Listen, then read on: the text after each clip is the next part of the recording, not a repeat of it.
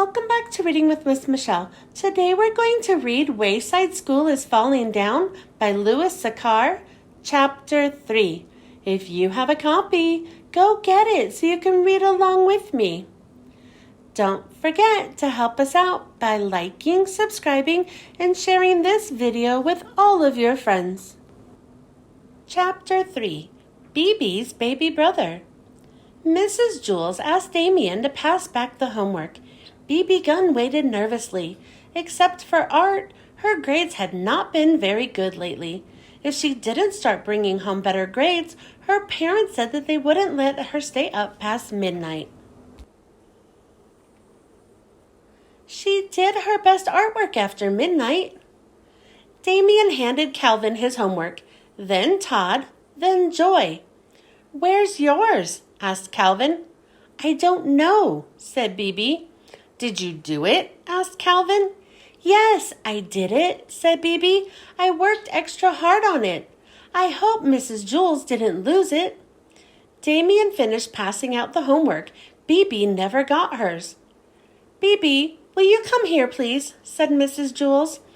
She pushed out of her seat, stood up, and nervously walked to Mrs. Jules' desk. "I did my homework, Mrs. Jules," she said. "Really?" "Yes, I know," said Mrs. Jules. She held BB's homework in her hand. "Phew," BB sighed with relief. "I was afraid you lost it." "No, I didn't lose it," Mrs. Jules said sternly. She showed the back of the paper to BB. Someone had written, "Mrs. Jules is as fat as a hippopotamus, and she smells like one too." "I didn't write that," exclaimed BB. "I love the way you smell." Mrs. Jules smiled. "But if you didn't write it, who did?" "Ray," BB instantly replied. "Who's Ray?" "He's my little brother, Ray Gunn. He must have snuck into my room after I was asleep. He's always playing mean tricks on me." "He knew how hard I worked on my homework." "Well, we'll show Ray," said Mrs. Jules. She gave BB an A+. "There, I don't think he'll try that again." "Thanks," said BB. "You may have a Tootsie Roll Pop too," said Mrs. Jules. BB took a Tootsie Roll Pop out of the coffee can on Mrs. Jules' desk, then returned to her seat. She proudly showed Calvin her A+. The next day, Mrs. Jules asked Damien to hand back another batch of homework. "How come Damien always gets to do everything?" griped Kathy. "I'm sorry, Kathy," said Mrs. Jules. "Would you like to pass back the homework?" "No," grumped Kathy. "I'm not your slave." Damien passed out the homework. Again, BB didn't get hers. Mrs. Jules called her to her desk. On the back of her homework, someone had written, "Mrs. Jules has a head full of oatmeal, and it leaks out of her ears." "I didn't write it," said BB. "Ray?" asked Mrs. Jules. BB nodded. "Why don't you start checking the back of your homework?" suggested Mrs. Jules.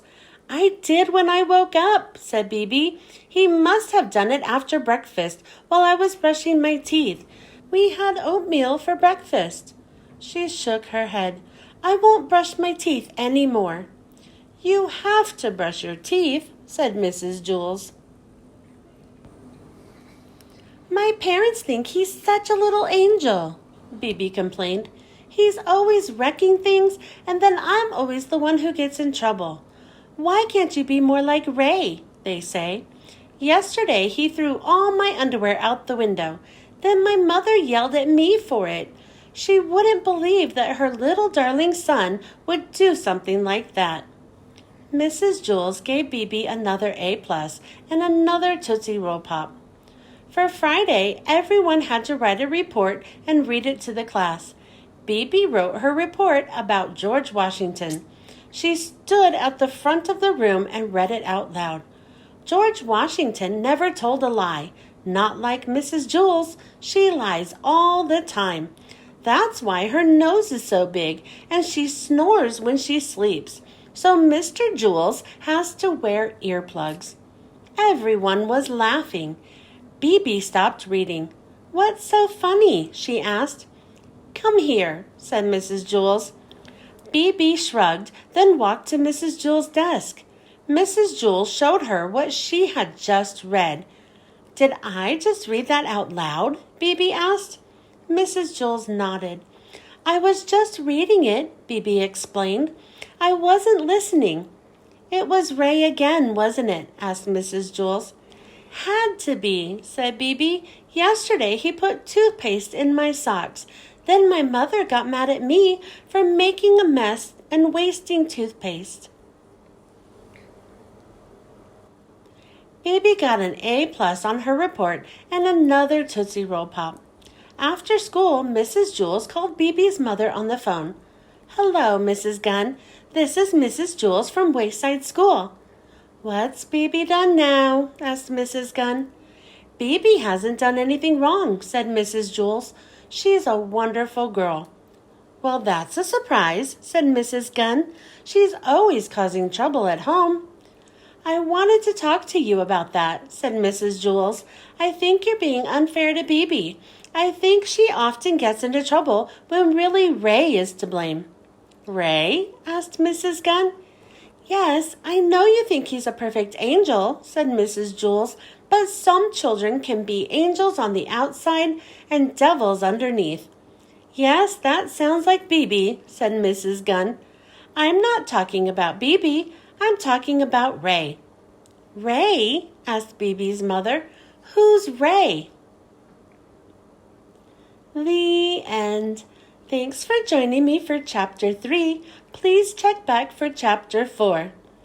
Don't forget to help us out by liking, subscribing, and sharing this video with all of your friends. I hope you join me next time. Bye.